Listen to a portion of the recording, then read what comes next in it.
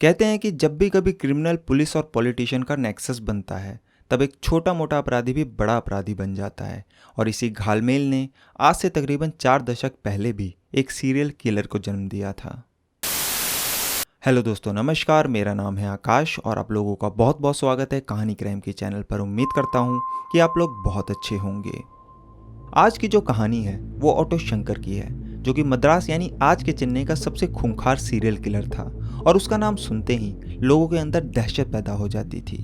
पर ये जो ऑटो शंकर नाम था, ये उसका असली नाम नहीं था, बल्कि उसका असली नाम गौरी शंकर था। और ये जो उसके गौरी शंकर से ऑटो शंकर बनने तक का सफर था, उसकी कहानी मैं शुरू से शुरू करता हूँ।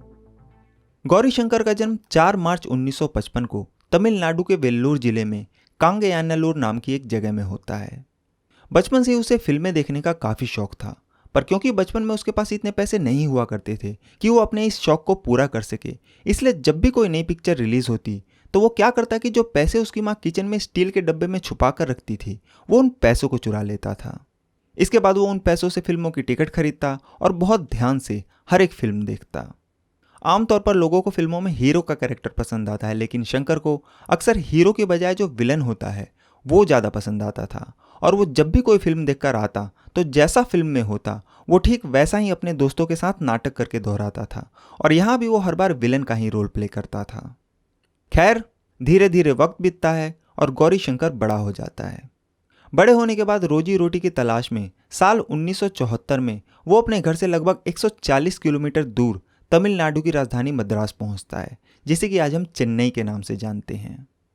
मद्रास पहुंचकर पहले तो वो कुछ वक्त तक दिहाड़ी पर पुताई वगैरह का काम करता रहा, लेकिन बाद में वो कुछ पैसे जोड़कर और इधर उधर से जुगाड़ करके एक ऑटो खरीद लेता है और उसे चलाने लगता है।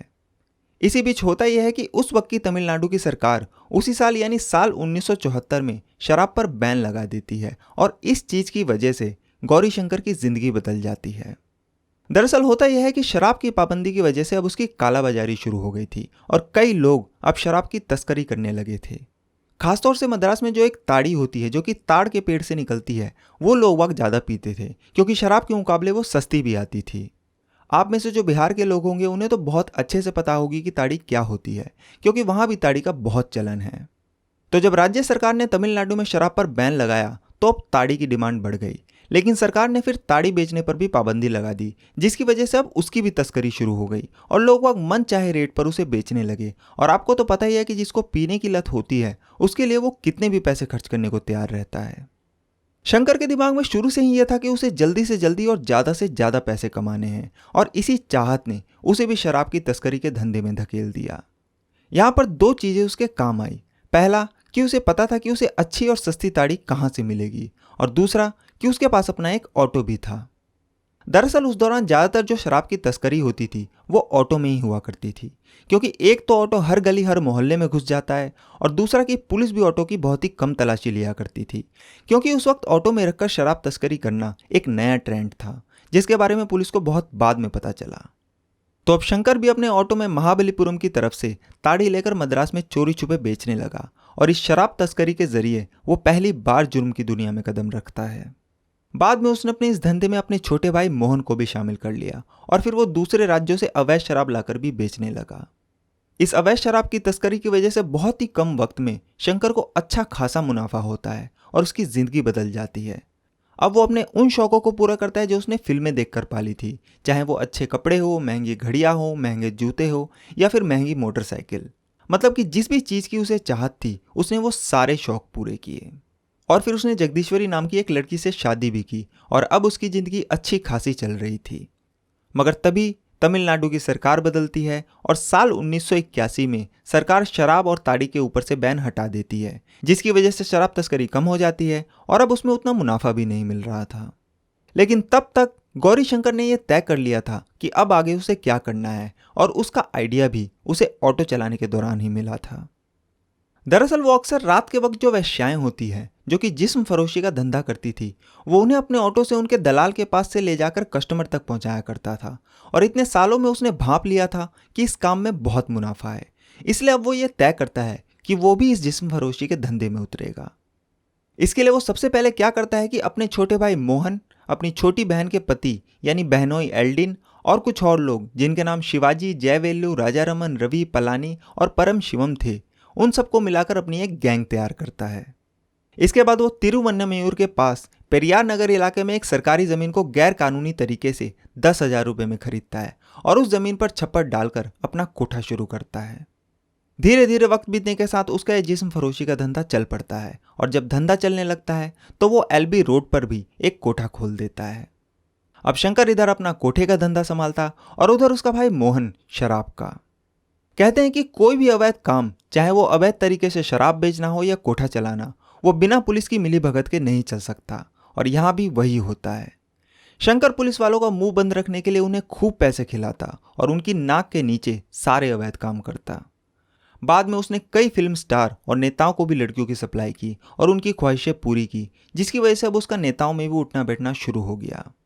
इस जिस्म फरोशी के धंधे से उसके पास अंधा पैसा आने लगता है, जिसके बाद वो इन पैसों से पेरियार नगर के गांधी गली में अपना एक आलीशान घर भी बनवाता है और उसकी ओपनिंग में भी वो कई बड़े पुलिस अधिकारियों और नेताओं को बुलवाता है, जिसकी वजह से उसका रुतबा और बढ़ जाता है। धीरे धीरे उसका दबदबा इतना बढ़ गया कि पेरियार नगर के जो लोकल लोग थे, उन्हें जब भी कोई परेशानी होती तो वो पुलिस की बजाय शंकर के पास ही जाते और शंकर उनकी परेशानी हल भी कर देता था। उसकी पहुंच का आलम यह था कि एक दिन तो वो डीआईजी रैंक के ऑफिसर की गाड़ी लेकर ही पेरियार नगर पहुंच गया और उस गाड़ी में उसने धंधा करने वाली लड़कियां और अवैध शराब भर रखी थी। तो सोचिए उस वक्त उसका कितना रुतबा होगा कि वो एक डीआईजी रैंक के ऑफिसर की गाड़ी को भी अवैध काम के लिए इस्तेमाल कर रहा था।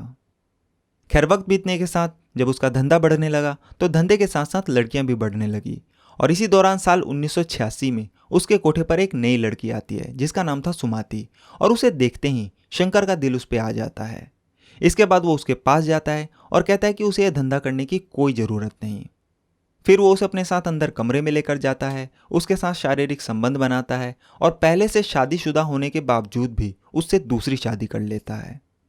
लेकिन जब यह बात उसकी पहली पत्नी जगदीश्वरी को पता चलती है तो वो आग बबूला हो जाती है, क्योंकि जाहिर सी बात है कि कोई भी औरत ये बिल्कुल भी बर्दाश्त नहीं कर सकती कि उसकी कोई सौतन आए, और इस बात पे वो शंकर से खूब लड़ती है। पहले कुछ दिनों तक तो शंकर उसे इग्नोर करता रहा, लेकिन जब एक दिन लड़ाई हद से ज़्यादा बढ़ जाती है तो वो गुस्से में अपनी पत्नी का गला पकड़ लेता है और कहता है कि वो अपने काम से काम रखे और उसके काम में अपनी टांग ना अड़ाए, वरना वो उसे जान से मार डालेगा। जिसके बाद उसकी पत्नी शांत हो जाती है और चाहते हुए भी कुछ नहीं कर पाती। लेकिन अब यह गौरी शंकर का पैटर्न बन गया था कि जब भी उसके कोठे पर कोई सुंदर लड़की आती तो वो उसे अपने लिए रख लेता और उनसे शादी कर लेता। अगले कुछ महीनों के अंदर ही वो एक के बाद एक अपनी पहली शादी के अलावा 4 और शादियां कर लेता है और सबको अपनी हवस मिटाने के लिए रखने लगा। लेकिन अब धीरे धीरे हुआ ये कि उसके अंदर की ये हैवानियत बढ़ने लगी और अब वो जानवरों जैसी हरकत करने लगा। एक दिन जब वो अपनी तीसरी पत्नी, जिसका नाम विजया था, उसके साथ जब वो फिजिकल रिलेशन बना रहा था तो उस दौरान वो बहुत ज़्यादा अग्रेसिव हो जाता है। पहले तो वो विजया के पूरे शरीर पर दांत से जोर जोर से काटने लगता है और फिर वो सिगरेट से उसके शरीर और उसके प्राइवेट पार्ट को दागने लगता है, और जब वो दर्द की वजह से चिल्लाती तो शंकर को और मज़ा आता। शुरुआत में कुछ दिनों तक तो विजय ये सब कुछ बर्दाश्त करती रही, मगर जब शंकर का ये रोज का काम हो गया तो एक दिन वो परेशान होकर उसके चंगुल से भाग गई और फिर कभी वापस नहीं आई। लेकिन शंकर को उसके जाने से कोई फर्क नहीं पड़ा, क्योंकि उसके पास अपनी ख्वाहिशें पूरे करने के लिए उसकी और भी पत्नियां थी। कुछ दिनों बाद उसकी इन्हीं जानवरों जैसी हरकतों की वजह से उसकी एक और पत्नी मधु भी भाग गई और शंकर को उसके जाने से भी कुछ खास फर्क पड़ा नहीं। इसी बीच एक दिन जब शंकर मद्रास में ही माउंट रोड पर देवी थिएटर के पास पाल्स नाम के एक कैबरे में जाता है तो वहां उसकी मुलाकात ललिता नाम की एक लड़की से होती है, जो कि उस बार में डांस किया करती थी। उसे देखते ही शंकर उसकी खूबसूरती पर फिदा हो जाता है और कुछ दिनों की मुलाकात के बाद ही वो उससे भी शादी कर लेता है और ये उसकी 6ठी शादी थी। ललिता जो है वो काफ़ी खूबसूरत थी, इसलिए वो उसके ऊपर खूब पैसे लुटाता और उसने उसको रहने के लिए कालाक्षेत्र रोड पर एक किराए का घर लेकर भी दिया था, जो कि पेरियार नगर के पास ही था और उसके घर से मात्र 10 मिनट की दूरी पर था। शुरुआत में कुछ महीनों तक तो शंकर ललिता के साथ भी बहुत अच्छे से पेश आया, लेकिन फिर उसने उसके साथ भी वही जानवरों जैसा सुलूक करना शुरू कर दिया और उसके शरीर को भी सिगरेट से जलाने लगा, जिसकी वजह से अब ललिता भी उससे तंग आ गई। इसलिए सितंबर 1987 में एक दिन वो शंकर के एक गैंग मेंबर सुदालाई के साथ भाग गई।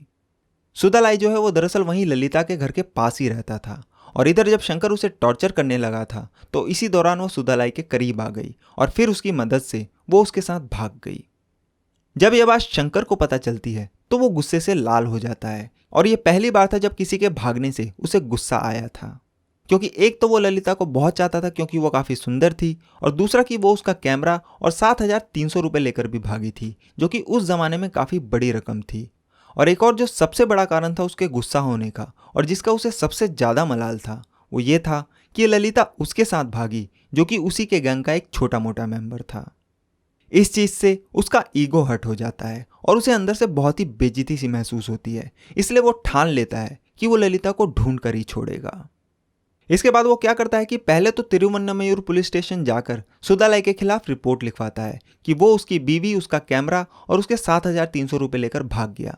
जिसके बाद पुलिस उसकी तलाशी शुरू कर देती है और फिर इधर वो खुद भी अपने गैंग मेंबर के साथ ललिता की तलाश में निकल जाता है। वो उसे ढूंढते ढूंढते मद्रास से बेंगलोर तक पहुंच जाता है, पर ललिता उसे कहीं नहीं मिलती।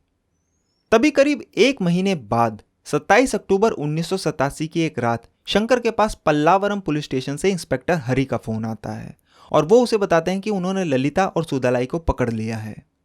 ये खबर सुनते ही शंकर की आंखें चमक जाती है और वो अपने गैंग मेंबर के साथ उसी रात पल्लावरम पुलिस स्टेशन पहुंच जाता है। वहां पहुंचकर वो सुधालाई को तो कुछ नहीं कहता, पर वो ललिता को वहां से जबरदस्ती खींचकर अपने साथ लेकर निकल जाता है। इसके बाद वो रात करीब 10 बजे ललिता को अपने साथ लेकर परियार नगर वाले घर में पहुंचता है और अपनी पत्नी जगदीश्वरी से पहली मंजिल की चाबी लेकर ऊपर वाले कमरे में जाता है और बाकी के जो लोग थे वो वहीं सीढ़ी के पास ही रुक जाते हैं। ऊपर जाने के बाद पहले तो वो शराब पीता है और ललिता को भी पिलाता है। फिर वो उसकी मर्जी के खिलाफ जबरदस्ती उसके साथ संबंध बनाता है और इन सब में 27 अक्टूबर की वो तारीख भी बीत जाती है और रात 12 बजे के बाद अगला दिन यानी 28 अक्टूबर 1987 की तारीख आ जाती है। तो अब जब अपनी हवस पूरी करने के बाद शंकर का मन भर जाता है, तब जाकर वो उससे पूछता है कि वो उसे छोड़कर सुधालाई के साथ क्यों भागी। इस बात पे ललिता कहती है कि वो उसके साथ इसलिए भागी क्योंकि वो सुधालाई से प्यार करती है। ये जवाब सुनते ही उसके सीने में आग लग जाती है और उसके अंदर का जानवर जाग जाता है और वो गुस्से में ललिता को पीटने लगता है। ललिता भी गुस्से में उसके ऊपर टूट पड़ती है और दोनों के बीच गुत्थम गुत्था होने लगती है। इसी बीच शोर सुनकर शंकर का भाई मोहन और उसका बहनोई एल्डिन भी कमरे में आ जाते हैं। इसके बाद मोहन ललिता के बाल पकड़ता है और एल्डिन उसके दोनों हाथ पकड़ लेता है और शंकर ललिता का गला पकड़कर उसे दबाने लगता है और वो उसका गला तब तक दबाता रहता है जब तक कि उसकी सांसें नहीं रुक जाती। थोड़ी देर बाद जब शंकर ललिता का गला छोड़ता है तो देखता है कि उसकी लाश उसके सामने पड़ी है और ये उसका पहला मर्डर था, क्योंकि आज से पहले उसने भले ही कई गैर कानूनी काम किए थे, लेकिन ये पहली बार था जब उसने कोई हीनियस क्राइम किया था। खैर थोड़ी देर बाद जब ये कंफर्म हो जाता है कि ललिता मर चुकी है तो शंकर का दिमाग तेजी से चलने लगता है और अब वो लाश को कैसे ठिकाने लगाया जाए उसके बारे में सोचने लगता है। इसके बाद वो ललिता की बॉडी को अपने ऑटो में रखता है और अपनी गैंग के साथ उसे लेकर अपने भाई मोहन के शराब के अड्डे पर पहुंचता है। फिर वो उसी रात लगभग 2:30 बजे के करीब अपने भाई मोहन को भेजकर एक मिस्त्री को बुलवाता है। जब वो मिस्त्री शराब के अड्डे पर पहुंचता है तो शंकर उससे एक 5 फुट लंबा और 3 फीट गहरा गड्ढा खोदने को कहता है और ताकि उसे कोई शक ना हो इसलिए वो उससे कहता है कि इस गड्ढे में उसे अवैध शराब छुपानी है। खैर गड्ढा खोदने के बाद जब वो मिस्त्री वापस चला जाता है तब वो उस गड्ढे में ललिता की लाश को उसके कपड़ों और जैकेट समेत दफना देता है, पर दफनाने से पहले जो सोने की चैन और ईयरिंग्स ललिता ने पहन रखी थी वो उसे निकाल लेता है। इसके बाद सुबह करीब 8 बजे वो एक बार फिर उसी मिस्त्री को बुलवाता है जिसे उसने रात को बुलवाया था और जो गड्ढा उसने खोदा था उसके ऊपर पलस्तर करवा देता है। लाश को ठिकाने लगाने के बाद शंकर की जिंदगी में वापस अब सब कुछ नॉर्मल तरीके से चलने लगता है, जैसे कि कुछ हुआ ही ना हो। मगर उधर सुधालाई परेशान था क्योंकि उसे ललिता के बारे में कोई खबर नहीं मिली थी। कुछ दिनों की खोजबीन के बाद जब उसे ललिता के बारे में कुछ भी पता नहीं चला तो उसे लग जाता है कि शंकर ने उसके साथ जरूर कुछ बुरा किया होगा। इसलिए अब उसने इस चीज के लिए शंकर से बदला लेने की ठान ली, क्योंकि उसने उससे उसका प्यार छीन लिया था। हालांकि उसे अभी तक ये नहीं पता था कि वो मर चुकी है। शंकर से बदला लेने के लिए उसने अब क्या किया कि 1-2 लोगों के साथ मिलकर उसने भी जिस्म फरोशी का धंधा खोल लिया और शंकर के जो कस्टमर थे उन्हें कम रेट देकर फंसाने लगा। अगले करीब 4 महीनों तक सुधालाई ने शंकर के अच्छे खासे कस्टमर को फंसा लिया था, मगर तभी यह बात शंकर को पता चल जाती है और वो अब उसकी तलाश करने लगता है। 28 फरवरी 1988 की रात को शंकर अपने गैंग मेंबर के साथ ऐसे ही कार में घूमने के लिए निकला हुआ था और जब वो लोग ताज होटल के पास पहुंचे तो उन्होंने देखा कि होटल के नीचे से सुधालाई और उसका एक साथी रवि वहां से शंकर के कस्टमर को फंसा रहा था। और ये देखते ही गौरी शंकर का पारा हाई हो गया।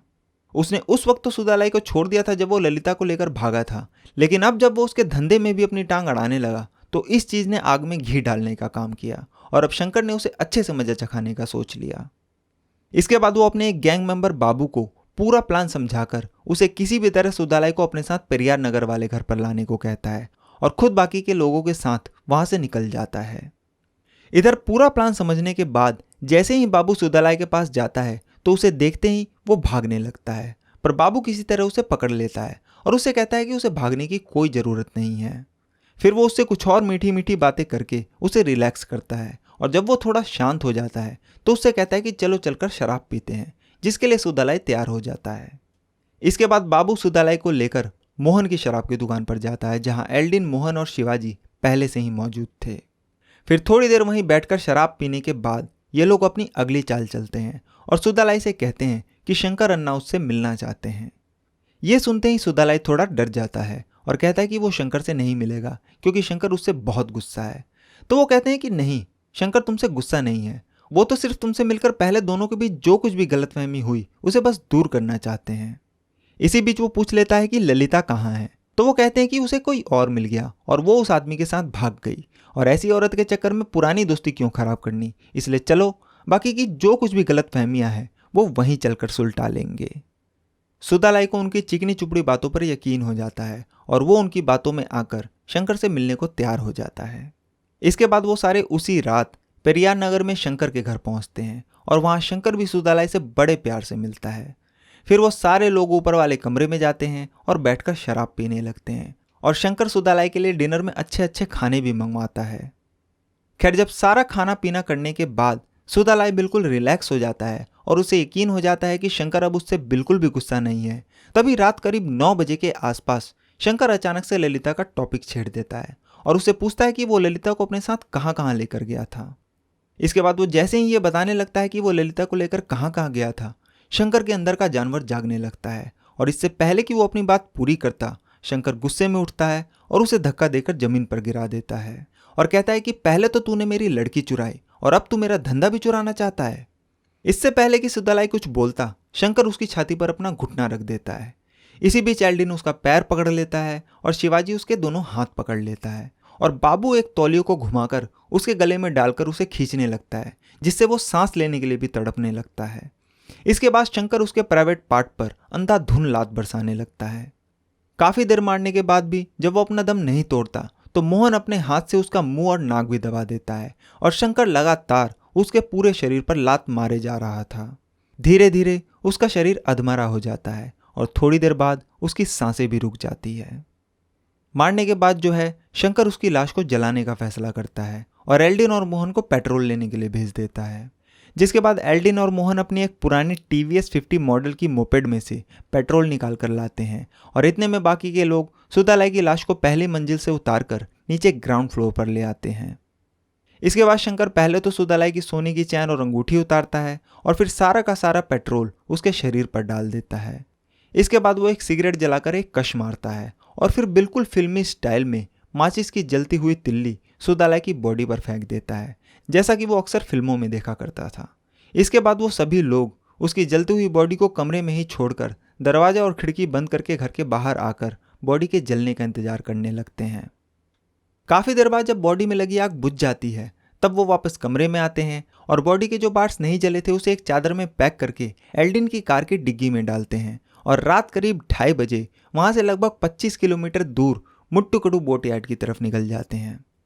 वहां पहुंचकर वो बाकी के बॉडी के हिस्से को समुद्र में फेंक देते हैं और सुबह करीब 5:30 बजे वापस पेरियार नगर पहुंच जाते हैं।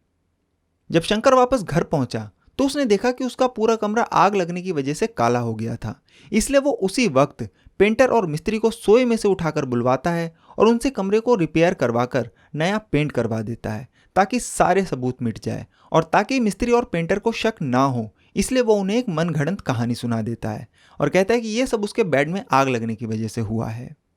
खैर, इसके बाद अगले 2 दिनों तक तो सब कुछ नॉर्मल रहता है, पर उसके अगले ही दिन सुधालाई का पार्टनर रवि, जो कि 2 दिन पहले सुदालाई के साथ ताज होटल के नीचे से कस्टमर फंसा रहा था, वो शंकर और मोहन के घर पहुंच जाता है और सुदालाई के बारे में पूछने लगता है कि वो कहाँ है।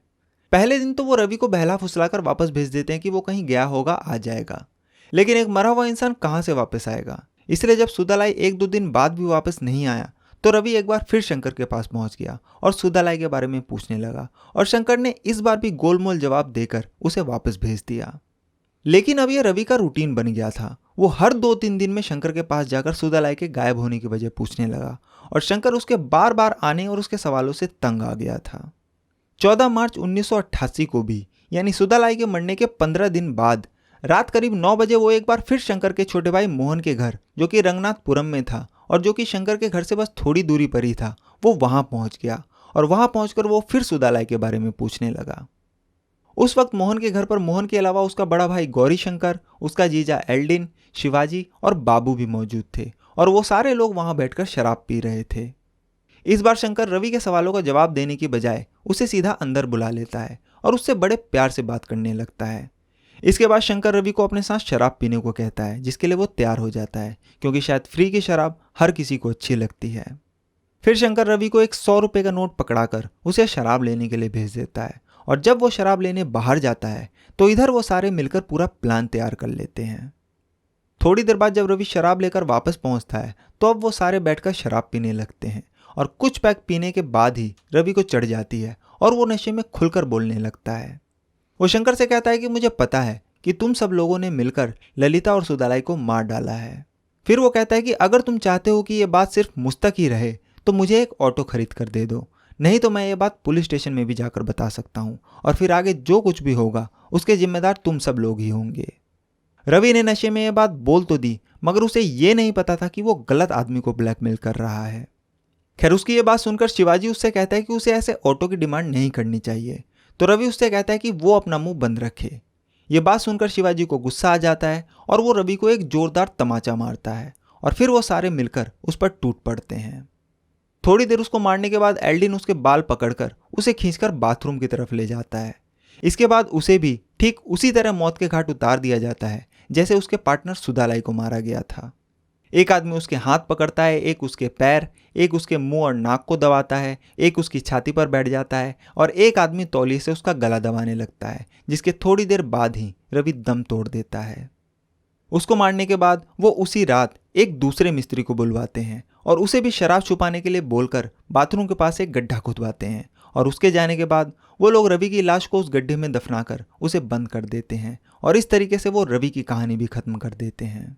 लेकिन इसके कुछ दिनों बाद ही रवि की मां शंकर के पास पहुंच जाती है और अब वो उसके बारे में पूछने लगती है। अब वो फिर सोच में पड़ जाते हैं कि अब क्या किया जाए, क्योंकि जब उन्होंने सुदालाई को मारा तो उसके पीछे रवि आ गया और जब उन्होंने उसे भी मार दिया तो अब उसके पीछे उसकी मां आ गई। वो सोचते हैं कि ऐसे तो कोई ना कोई आता ही रहेगा और वो ऐसे कब तक लोगों को मारते रहेंगे। लेकिन तभी मोहन के दिमाग में एक आइडिया आता है और वो क्या करता है कि रवि के नाम से उसकी मां को एक खत भेजता है और उसमें लिखता है कि वो नौकरी की तलाश में बॉम्बे निकल गया है और कुछ दिनों बाद वापस आ जाएगा। उनका ये आइडिया काम कर गया और जब ये खत रवि की मां को मिला तो अब उन्होंने उन लोगों से रवि के बारे में पूछना बंद कर दिया। तो अब जब शंकर की सारी टेंशन खत्म हो गई तो वो फिर से अपने धंधे को बिना किसी के टांग अड़ाए चलाने लगा और उस वक्त उसका ये जिस्म फरोशी का धंधा अपने ऑल टाइम हाई पर था और उसके पास पैसा भी खूब आ रहा था। लेकिन तभी तारीख आती है 29 मई 1988 की। 29 मई 1988 को शंकर के कोठे पर काम करने वाली एक लड़की जिसका नाम अनीता था, वो दोपहर लगभग 3 बजे के आसपास एक कस्टमर को सर्विस देकर वापस पेरियार नगर आ रही थी और एलबी रोड पर उतरने के बाद अनीता वहां से पैदल ही पेरियार नगर जाने लगी। लेकिन तभी उसके करीब आकर एक ऑटो रुकता है और उसमें से 3 आदमी उतरते हैं और वो तीनों अनीता को छेड़ने लगते हैं और उसके साथ उल्टी सीधी हरकतें करने लगते हैं। ये तीनों लोग आपस में दोस्त थे और इनके नाम थे संपत, मोहन और गोविंदराज और ये तीनों वहां से करीब 5 किलोमीटर दूर मंदावली में रहते थे। तो जब ये तीनों एलबी रोड पर अनीता से बदतमीजी करने लगे तो एलडी ने उन्हें रोकने की कोशिश की, क्योंकि वो भी अनीता के साथ ही था, मगर उन तीनों ने मिलकर एल्डिन की पिटाई कर दी, इसलिए वो वहां से भाग गया। इसके बाद वो भागता भागता शंकर के पास पहुंचता है और उसे सारी बात बताता है और ये बात सुनते ही शंकर की आंखों में खून उतर आता है, क्योंकि ये दूसरी बार था जब उन्होंने अनीता को छेड़ा था। दरअसल उन तीनों आदमियों ने 6 दिन पहले भी अनीता के साथ रास्ते में बदतमीजी करने की कोशिश की थी और अनीता के अलावा भी और कई लड़कियों को होटल से निकलते वक्त वो छेड़ा करते थे। इसके अलावा शंकर जिन लॉज में अपनी लड़कियां भेजता था, वो तीनों आदमी उन लॉजों में जाकर उनके मैनेजर को भी धमकाते थे कि वो ऐसी लड़कियों का लॉज में आना बंद कर दे। शंकर को पहले भी इन लड़कों की शिकायतें आती थी, पर वो उन्हें उस वक्त इग्नोर कर देता था। पर इस बार उससे बर्दाश्त नहीं होता और वो उसी वक्त लाठी डंडे लेकर अपनी गैंग के साथ एलबी रोड पहुंच जाता है। इसके बाद वो सरेआम पब्लिक के सामने ही अपनी गैंग के साथ मिलकर उन तीनों आदमियों को घेर कर उनकी डंडों से खूब पिटाई करता है। फिर शंकर अपनी गैंग के साथ उन तीनों को लेकर मोहन के अवैध शराब के अड्डे पर पहुंचता है और वहां एक बार फिर सारे मिलकर उन तीनों को डंडों से खूब मारते हैं और तब तक मारते हैं जब तक कि वो तीनों खून से लथपथ और अधमरे नहीं हो जाते। इसके बाद शाम करीब 5 से 5:30 बजे के आसपास शंकर खून से लथपथ उन तीनों लोगों को ऑटो में भरता है और उन्हें लेकर गांधी गली में अपने घर पहुंचता है और फिर उन्हें घर के स्टोर रूम में डालकर बाहर से ताला लगा देता है। पर इस बार उसे ऐसा करते हुए बहुत से लोग देख लेते हैं, क्योंकि ये पहली बार था जब उसने कोई खूनी हरकत दिन की रोशनी और सबके सामने की थी। इसलिए शंकर के घर के आगे लोगों की भीड़ लग गई थी। लेकिन शंकर को पता था कि उसका इतना दबदबा है कि कोई उसका कुछ नहीं बिगाड़ सकता, और इसी घमंड और गुरूर में वो बाकायदा उन तीनों को स्टोर रूम में बंद करने के बाद खून से लथपथ कपड़ों में ही बाहर आता है और सबको धमकी देता है कि किसी ने भी अगर अपना मुंह खोला तो उसका भी यही हश्र होगा, जिसे सुनते ही वहां की सारी भीड़ गायब हो जाती है। इसके बाद रात करीब 10 बजे शंकर उन तीनों की हालत चेक करने के लिए स्टोर रूम का दरवाजा खोलता है तो देखता है कि उन 3 लोगों में से 2 संपत और मोहन पहले ही मर चुके हैं, पर उनमें से एक गोविंदराज अभी भी जिंदा था और दर्द से कराह रहा था। शंकर सोचता है कि जब 2 लोग मर चुके हैं तो उसको जिंदा रखकर भी कोई फायदा नहीं, क्योंकि वो बाद में उनके लिए खतरा बन सकता है। इसलिए शंकर उसी वक्त गोविंदराज का भी गला दबाकर उसे मार डालता है। इसके बाद शंकर अपनी गैंग के साथ रात करीब 1:30 बजे उन तीनों की लाश लेकर एक अंडर कंस्ट्रक्शन बिल्डिंग जो कि वहीं पास में ही बन रही थी वहां पहुंचता है और उस बिल्डिंग के बेसमेंट में गड्ढा खोदकर उन तीनों को वहां दफना देता है और किसी को कानों कान खबर नहीं लगती। लेकिन उधर जब ये तीनों लोग वापस घर नहीं पहुंचते तो उनके घर वाले परेशान हो जाते हैं। 2 दिन बाद जब वो इस चीज की खबर देने और रिपोर्ट लिखवाने तिरुवन्नमयूर पुलिस स्टेशन पहुंचते हैं तो पुलिस कहती है कि यहाँ तो ऐसी कोई मारपीट की घटना हुई ही नहीं, और वहां की पुलिस इस पर कोई कार्रवाई नहीं करती और उन लोगों को वापस भेज देती है। तो अब तक शंकर कुल मिलाकर 6 मर्डर कर चुका था, जिनमें से जो पहले 3 मर्डर थे उनके बारे में तो किसी को कुछ पता ही नहीं था, और बाकी के 3 मर्डर का पता होने के बावजूद भी पुलिस उस पर कोई एक्शन नहीं लेती, क्योंकि पुलिस भी शंकर के एहसान तले दबी थी। और कई बार इसी करप्ट सिस्टम और पुलिस की वजह से अपराधी खुले में घूमते रहते हैं और शंकर भी आराम से खुले में घूम रहा था। मगर तभी अचानक से मद्रास के अंदर एक नई घटनाओं का सिलसिला शुरू हो जाता है। दरअसल होता यह है कि मद्रास में पिछले कुछ महीनों के अंदर ही एक के बाद एक लड़कियां रहस्यमय तरीके से गायब होने लगती हैं। कहाँ गायब हुई किसी को नहीं पता, और जब उनके घर वाले पुलिस स्टेशन जाते तो पुलिस भी अपना काम अच्छे से नहीं करती और कहती कि इधर उधर कहीं गई होंगी, आ जाएंगी। लेकिन वो लड़कियां कभी वापस नहीं लौटी और ऐसा करते करते कुल 9 लड़कियां गायब हो जाती है और तब जाकर पुलिस की नींद खुलती है। अच्छा, उस वक्त तमिलनाडु की राजनीति में भी काफ़ी उठापटक चल रही थी। एमजी रामचंद्रन, जो कि साउथ के बहुत जाने माने एक्टर और पॉलिटिशियन थे, वो उस वक्त की सरकार में मुख्यमंत्री थे। लेकिन दिसंबर 1987 में उनकी मौत के बाद राजनीति में खींचातानी शुरू हो गई थी, और जब कोई बात नहीं बनती तो तमिलनाडु में राष्ट्रपति शासन लगा दिया जाता है। राष्ट्रपति शासन की वजह से अब सारी पावर तमिलनाडु के गवर्नर के पास थी, और उस वक्त वहां के जो गवर्नर थे वो थे पीसी अलेक्जेंडर। तो जब साल 1988 में एक के बाद एक 9 लड़कियों के गायब होने का मामला सामने आया तो लगा कि जरूर इसमें किसी सीरियल किलर का हाथ है, और जब ये बात गवर्नर पीसी अलेक्जेंडर के कानों तक पहुंची तो उन्होंने तुरंत इस पर एक्शन लिया। उन्होंने इस मामले की तहकीकात के लिए एक एसआईटी यानी स्पेशल इन्वेस्टिगेशन टीम बनाई, जिसको कि मद्रास के डीआईजी यानी deputy inspector general Jafar Ali lead कर रहे थे। और उस टीम ने तुरंत अपनी इन्वेस्टिगेशन शुरू कर दी, लेकिन कोई फायदा नहीं हुआ। उन्हें कई दिनों की खोजबीन के बाद भी उन गायब हुई लड़कियों का कोई सुराग नहीं मिला, और न ही जिसने उन्हें गायब करवाया उनका। इसी बीच एक दिन होता यह है कि शांति नाम की एक लड़की मद्रास के ही टोंडियारपेट नाम के एक एरिया में रात के वक्त टेलर के पास से अपना काम करवाकर पैदल ही वापस घर लौट रही थी। उसी दौरान जब वो उस इलाके के एक ठेके के पास से गुजर रही थी, तभी अचानक से उसके करीब एक ऑटो आकर रुकता है। इससे पहले कि उसे कुछ समझ आता, उस ऑटो में से एक नकाबपोश आदमी उतरता है और उसे जबरदस्ती ऑटो में बिठाने लगता है। लेकिन वो लड़की हिम्मत दिखाती है और बचाव में शोर मचाने लगती है।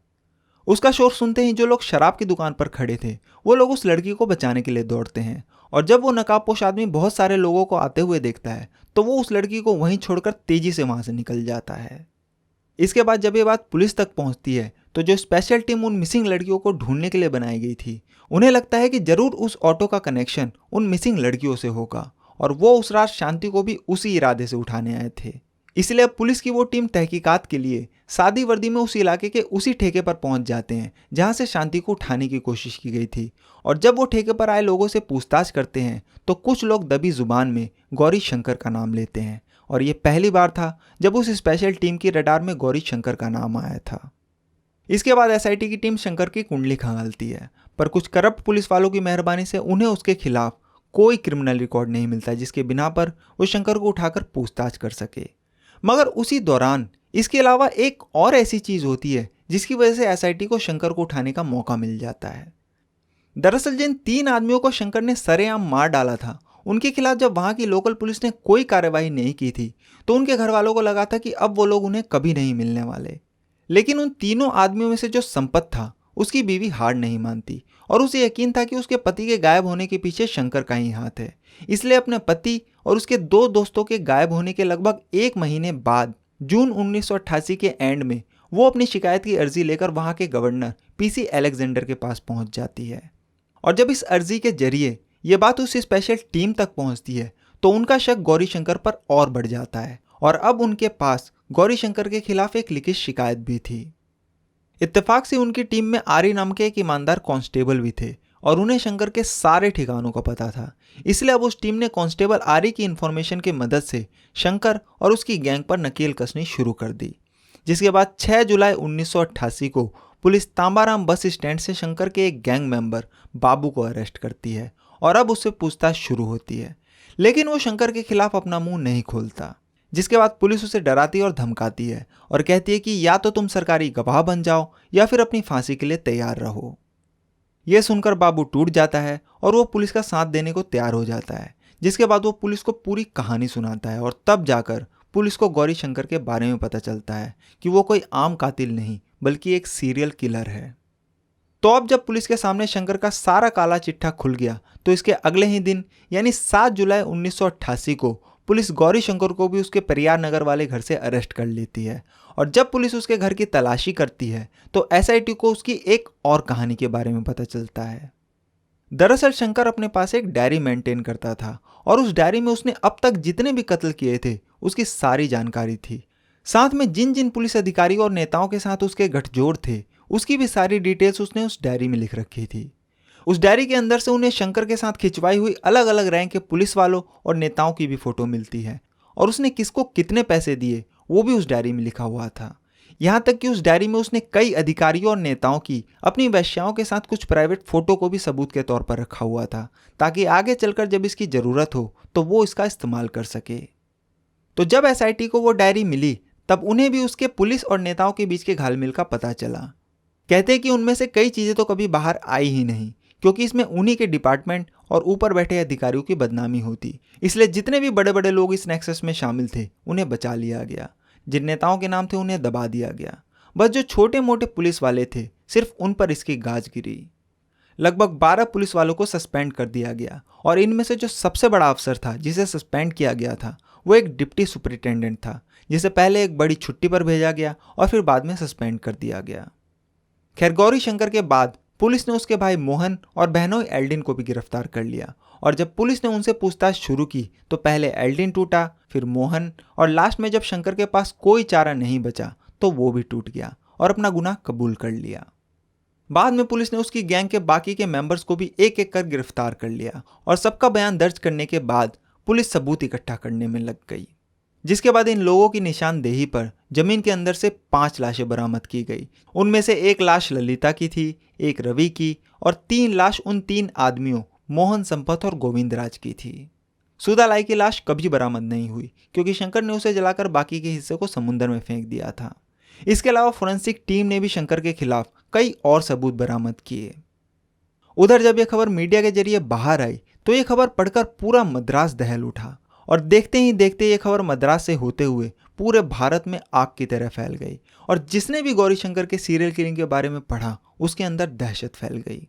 उसी वक्त उसके मोडस ऑपरेंडी को देखते हुए मीडिया ने उसे एक नया नाम दिया जो कि लोगों के दिलों में बैठ गया, और वो नाम था ऑटो शंकर। क्योंकि वो अपने सारे काम, चाहे वो अवैध शराब बेचना हो, लड़कियां सप्लाई करना हो या फिर मर्डर करना, उन सभी कामों के लिए वो ऑटो का ही इस्तेमाल करता था।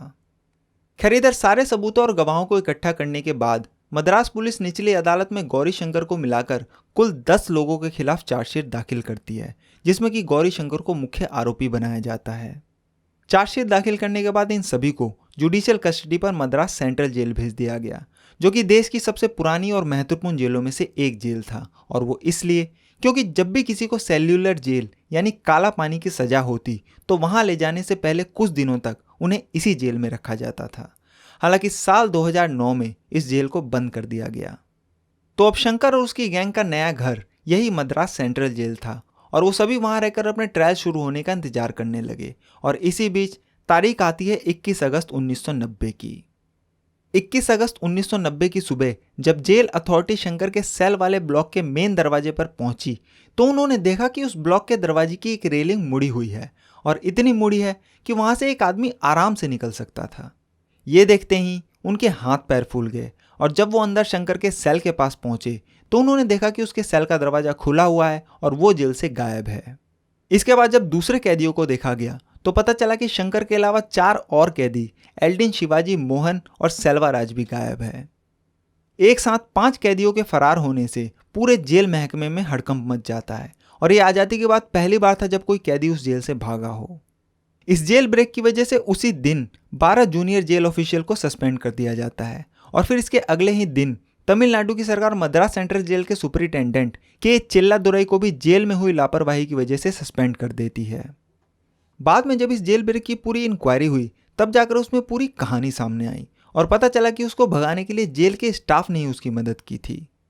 दरअसल शंकर जेल में आने के बाद भी उस तरह से नहीं रहता था जैसे कि आम कैदी रहा करते थे, बल्कि वो वहां भी वैसी ही ऐशो आराम की जिंदगी जीता था जैसा कि वो बाहर जिया करता था और पैसों के दम पर उसका हर एक दिन शाही अंदाज में गुजरता था। कहते हैं कि उसे वहां हर वो चीज़ मुहैया कराई जाती थी जिसकी वो डिमांड करता था, चाहे वो सिगरेट हो, दारू हो या फिर चिकन। सिर्फ एक ही ऐसी चीज़ थी जो जेल में उसे नहीं मिलती थी और वो थी लड़कियां। बाकी किसी भी चीज़ की उसे कोई कमी नहीं थी। तो जेल में रहने के बावजूद भी वो अपने साथियों के साथ वहां मौज मस्ती से अपने दिन काट रहा था, लेकिन कहीं ना कहीं उसे पता था कि जिस तरीके के उसने अपराध किए हैं उसके लिए उसे मौत की ही सजा होगी और उसे एक न एक दिन मरना होगा। इसलिए वो जेल से फरार होने के बारे में सोचने लगा। इसी के बाद उसने जेल के कई स्टाफ और ऊपर बैठे अधिकारियों को पैसों के दम पर खरीद लिया और जो नहीं बिके उन पुलिस वालों और नेताओं को ब्लैकमेल करने लगा कि वो उनके नाम कोर्ट में बता देगा और उसकी ये धमकी काम कर गई। जिसके बाद 20 अगस्त 1990 की रात को उनको भगाने का पूरा प्लान तैयार किया गया और उस रात उनके सेल को लॉक नहीं किया गया। उस रात शंकर के अलावा बाकी के चारों कैदी भी उसी के सेल में मौजूद थे, जो कि वैसे तो जेल के नियमों के खिलाफ था क्योंकि एक ही मामले के दूसरे अपराधी को जेल की एक सेल में नहीं रखा जा सकता, पर शंकर के लिए जेल के नामालूम कितने नियमों को ताक पर रखा गया। इसके अलावा जिस ब्लॉक में उसका सेल था उसके मेन दरवाजे की रेलिंग को भी मोड़ दिया गया था। जिसके बाद आधी रात के करीब ये पांचों अपनी सेल से बाहर निकले, फिर मेन दरवाजे से ब्लॉक से बाहर आए और रस्सी के सहारे जेल के पीछे वाली दीवार, जिसके पीछे पार्क रेलवे स्टेशन था, वो दीवार फांदकर गायब हो गए। इन्वेस्टिगेशन में उस दीवार पर से उन सभी लोगों के पैरों के निशान भी मिले थे। शंकर के भागने के फौरन बाद ही मद्रास पुलिस ने उसे ढूंढने के लिए बड़े पैमाने पर सर्च ऑपरेशन जारी किया और उन्होंने पूरा जोर लगा दिया उसे ढूंढने के लिए। शंकर के भागने की वजह से पब्लिक में भी काफी गुस्सा था, इसलिए तमिलनाडु के उस वक्त के चीफ मिनिस्टर एम करुणानिधि खुद इस मामले की रिपोर्ट ले रहे थे और उनका यह था कि गौरीशंकर को जल्द से जल्द ढूंढा जाए। हालांकि नेताओं के जितने राज शंकर के पास मौजूद थे उसे देखकर लग रहा था कि वो अब कभी भी पकड़ा नहीं जाएगा, या अगर पकड़ा गया तो जिंदा नहीं पकड़ा जाएगा, ताकि उन नेताओं के राज राज ही रह जाए। मगर ऐसा होता नहीं है। मद्रास की पुलिस सिर्फ 10 दिनों के अंदर ही 5 में से 3 अपराधी शंकर, एल्डिन और शिवाजी को ओडिशा के राउरकेला से गिरफ्तार करके वापस मद्रास ले आती है और बाकी के 2 फरार कैदी मोहन और सेल्वराज की तलाश में लगी रहती है। इसी बीच इधर उसी साल दिसंबर 1990 में मद्रास के चेंगलपट्टू सेशन कोर्ट में इस मुकदमे की कार्रवाई शुरू होती है। कोर्ट में शंकर ये मानता है कि उसी ने ये 6 मर्डर किए हैं, पर साथ में वो ये भी दलील देता है कि इसमें उसका कोई दोष नहीं है और उसे ये सब फिल्मों ने सिखाया है और उसके ऐसा बनने के पीछे सिर्फ फिल्मों का ही हाथ है। उसकी ये दलील उसे बचाने के लिए तो नाकाफी थी, पर हाँ, ये समाज के लिए एक आईना था कि जिस तरह से फिल्मों में विलन को हीरो की तरह पेश किया जाता है और उसके क्राइम को बढ़ा चढ़ा कर दिखाया जाता है, उसका लोगों पर क्या असर होता है। और आजकल तो ये सब कुछ बहुत बड़े पैमाने पर हो रहा है। खैर, इसके बाद ये मुकदमा आगे बढ़ता है और सभी गवाहों और सबूतों को सुनने और देखने के बाद ये तो साबित नहीं हो पाता कि जो 9 लड़कियां गायब हुई उसके पीछे शंकर और उसकी गैंग का हाथ है या नहीं, पर इसके अलावा जो 6 मर्डर उसने किए थे वो जरूर साबित हो जाता है। जिसके बाद निचली अदालत इसे rarest of the rare case मानती है और सिर्फ 6 महीने के अंदर ही अपना फैसला सुना देती है और इन 6 लोगों के मर्डर के इल्जाम में 31 मई 1991 को अदालत गौरी शंकर, एल्डिन और शिवाजी को सजाए मौत देती है। इसके अलावा उसके बाकी के 5 साथियों जयवेलु, राजारमन, रवि, पलानी और परम शिवम को उम्र कैद की सजा सुनाती है। बाद में पुलिस बाकी के 2 फरार कैदियों में से मोहन को जब 25 जून 1992 को पुणे से और सेल्वाराज को 20 अगस्त 1993 को बॉम्बे से गिरफ्तार करके लाती है, तो उन दोनों को भी अदालत उम्र कैद की सजा सुनाती है। इसके बाद ये मामला हाईकोर्ट पहुंचता है और फिर सुप्रीम कोर्ट, और ये दोनों ही कोर्ट निचली अदालत के फैसले को कायम रखती है। पर गौरी शंकर अभी भी हार नहीं मानता और खुद को बचाने के लिए अलग अलग तरीके अपनाता है। वो कुछ मैगजीन को इंटरव्यू भी देता है और उसमें उसने जिन जिन नेताओं और तमिल फिल्म स्टार को लड़कियों की सप्लाई की उनका खुलासा भी करता है और इसकी वजह से काफ़ी हंगामा भी होता है। जो 9 लड़कियां गायब हुई थी वो तो कभी बरामद नहीं हुई, मगर बाद में शंकर ने ये माना कि वो 9 लड़कियां भी उसी ने गायब करवाई थी और वो लड़कियां भी उसने नेताओं की हवस को पूरा करने के लिए उठवाई थी, और जब उनसे काम निकल गया तो उसने उनको मरवाकर उनकी लाश गायब करवा दी। मगर इन सब खुलासों के बाद भी जैसा कि सबको मालूम था वैसा ही हुआ। उन नेताओं में से कभी किसी के ऊपर कोई एक्शन नहीं लिया गया और जब सारा हो हल्ला खत्म हो गया तो आखिर में यह मामला भारत के राष्ट्रपति के पास पहुंचता है और ये तीनों गौरी शंकर, एल्डिन और शिवाजी उनसे दया याचिका की अपील करते हैं और उनकी मौत की सजा को उम्र कैद में बदलने की सिफारिश करते हैं। तब भारत के जो राष्ट्रपति थे वो थे डॉक्टर शंकर दयाल शर्मा, और उन्होंने भी इन लोगों के क्राइम को देखते हुए इन तीनों की ही मर्सी पिटीशन यानी दया याचिका को खारिज कर दिया। जिसके बाद 27 अप्रैल 1995 को सेलम सेंट्रल जेल में शंकर, एल्डिन और शिवाजी को एक साथ फांसी के फंदे पर लटका दिया गया। तो कुल मिलाकर कहानी का निचोड़ ये था कि अगर गौरी शंकर के ऊपर पुलिस और नेताओं का हाथ नहीं होता तो वो ऑटो शंकर कभी नहीं बनता। वो ऑटो शंकर जिसका नाम भारत के सबसे खूंखार सीरियल किलर में गिना जाता है, और उसका ऐसा बनने में फिल्मों का भी बहुत बड़ा रोल था। इसके अलावा ऑटो शंकर को दूसरे सीरियल किलर से अलग भी माना जाता है, और वो इसलिए क्योंकि उसके पास इन सभी को मारने का कोई न कोई मोटिव यानी मकसद था, जबकि आमतौर पर जो दूसरे सीरियल किलर होते हैं वो या तो सिर्फ अपनी खुशी के लिए या फिर दिमागी तौर पर सही ना होने की वजह से सारे मर्डर करते हैं। बाद में ऑटो शंकर के ऊपर कई फिल्में भी बनी और कुछ किताबें भी लिखी गई, और कहते हैं कि अगर आज वो जिंदा होता तो या तो वो कोई बहुत बड़ा डॉन होता या फिर पॉलिटिशियन, और एक क्रिमिनल पुलिस और पॉलिटिशियन का जो घालमेल होता है ये कहानी उसका एक परफेक्ट एग्जाम्पल है। तो ये थी मद्रास यानी चेन्नई के सबसे खूंखार सीरियल किलर गौरी शंकर उर्फ ऑटो शंकर की कहानी। मुझे उम्मीद है कि आपको मेरी जानकारी जरूर पसंद आई होगी। आप चाहें तो मुझे इंस्टाग्राम पर भी फॉलो कर सकते हैं, लिंक आपको डिस्क्रिप्शन में मिल जाएगा, और आप अपनी बात इस मेल आईडी पर मुझे मेल भी कर सकते हैं। तो मैं मिलूंगा अब आपसे अगली कहानी में, तब तक के लिए अपना ख्याल रखिए। Thank you very much.